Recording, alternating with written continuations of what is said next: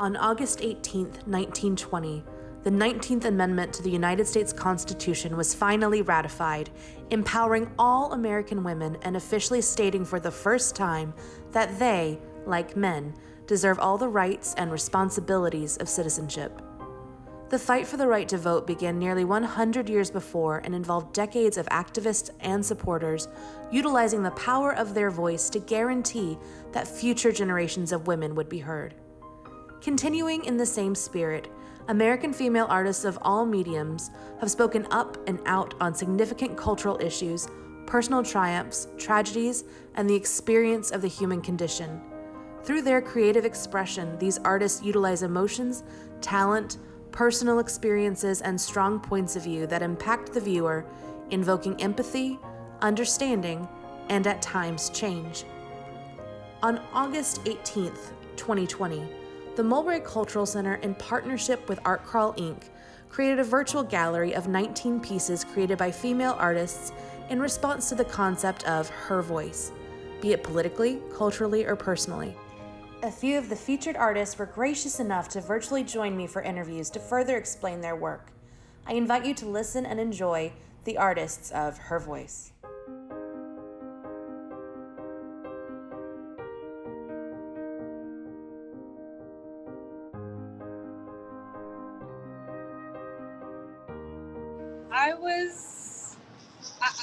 I was in college, and someone kind of told me, like, hey, you like to draw. Did you know you could make money being a graphic designer doing that? And I was like, no, I did not know, because no one ever really told me that I could make money, not be a starving artist, kind of situation. And so I started art classes, and that was like about... that was 2014, and I had never drawn, really like instructed drawn before, or like painted before, and then I found out I was pretty good at it. So I just kind of picked it up, and it's really just a simple story, but I ended up really loving it, and that just became a passion of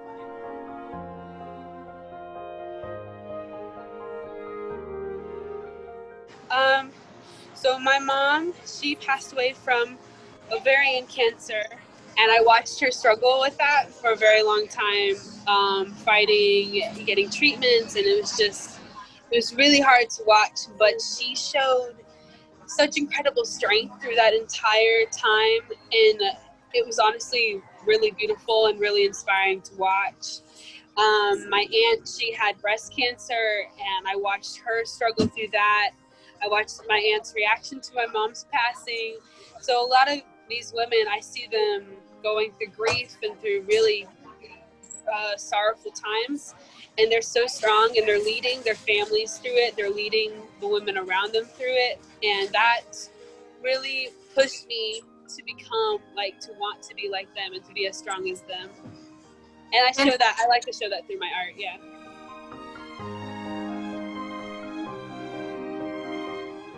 Well, my first thought was like, oh, this is going to be a really cool group of women getting together talking about rights and like our strengths and how we're going to affect the world and things like that, which I was right. So I was really excited to see that. That was one of the reasons why I chose the mouths, because whenever I heard her voice, the first thing I thought was like, oh yeah, this is going to work perfectly. Because I did make that thinking about like being vocal about things that we've been kept silent for a very long time. And especially during this time right now, it can be kind of difficult. Speaking about sensitive topics, but we got to do it. We got to say what we need to say.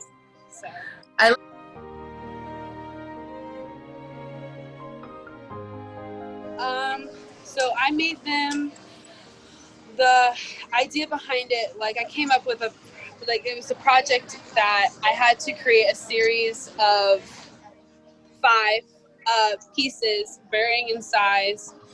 And I thought, how like creepy it would be if I could just make a bunch of mouths and lips and like see how realistic I could get. And so it went from just like a mere funny kind of idea to me getting really into it and realizing like, no, there's a lot of meaning behind this. Like, I've went through a lot of situations where I kept my mouth shut and felt like I couldn't speak, where I felt like kind of weak and small. And when I went to school and like now as a professional artist outside of school, I kind of started to grow back and realize that I do have a voice in these environments. And so the piece almost like grew with me to where like now I view it as something a lot more than what I did when I first initially made it. I think that was my first clay kind of piece that I've done with just for fun, kind of. Like, that was the first time I've ever tried to sculpt something realistic.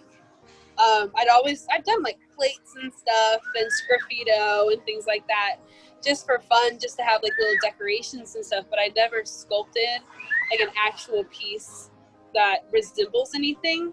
So yeah, that was the first time I'd ever done that. It was kind of a big project. I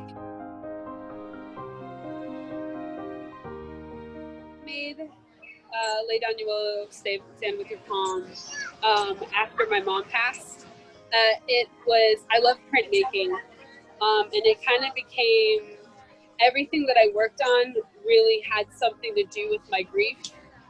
So the meaning behind that was when she passed, there was a pastor that spoke over her at her funeral, and he said the same.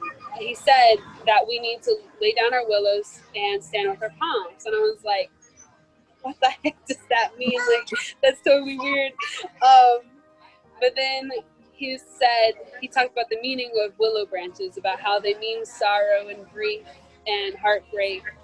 And that when she was fighting for her life, that she was holding on to her willow branch, and that it was part of her pain, and that whenever she passed and she went to heaven, that she laid down her willow branch and she held up her palm branch, which represents victory and life. And that resonated with me so much. And I just thought about like a woman holding both branches, and like figuring out when to hold which branch up, and kind of like the way that kind of moves in life, how we have both branches in our hands and we're just kind of, one point we're holding one and the other point we're holding the other, but that's just the way life moves. And so yeah, that was kind of the premise behind it.